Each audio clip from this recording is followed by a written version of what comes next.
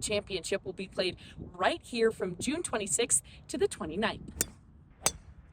With downtown Colorado Springs, or the Broadmoor Hotel in the background, the East Course is ready for 156 golfers to take a big swing at the title. Oh, beauty. This course was built back in 1918, and now 107 years later, it's ready to host another U.S. Open. It can still stand up to a U.S. Open. The director of golf, Russ Miller, says it's a tournament more than 3 years in the making. When you start something from scratch, basically, and put it all together, it takes a long time and it takes a lot of people. This is the 9th USGA Championship and 3rd Senior Open to be held at the Broadmoor. The putting greens here at the Broadmoor are firm and fast, and I'm told a little goes a long way. So let's give it a try. We're going to leave the putting on these greens to the professionals. Yikes. In an open course, it's so hard. You have to concentrate every shot, and you're thinking 2 shots ahead.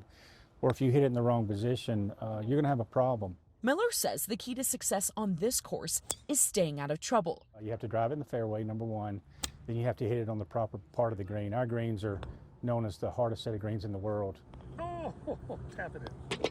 Mr. Nicholas told us that one day. So I take it as a compliment. I don't have to play in the open and deal with it every day, but without a doubt, they are. 2-time U.S. Senior Open champion and 5-time USGA champion Hale Irwin agrees. Avoid those places where trouble with a capital T is waiting for you. He says the elevation and being at the base of Cheyenne Mountain has a great influence over how you have to play this golf course. What we think is flat is really not. You're on a slope, so you have to determine where that slope is, how the valleys and little peaks and valleys that you have here, how they affect the golf course.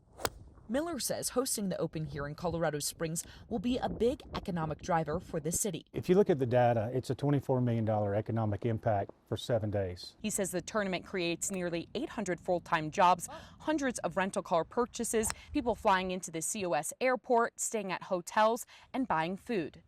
But just to be able to give back and showcase our city on TV and with volunteers, 1,700 volunteers from 45 states. Here at the end of hole 15, you can see that crews are working to put up some stands for spectators. Miller tells me they're expecting 130,000 spectators to come during the Open. You hear cheering on one hole and cheering on another hole and smelling hot dogs and hamburgers. It's a great family environment, once again, if you play or don't play.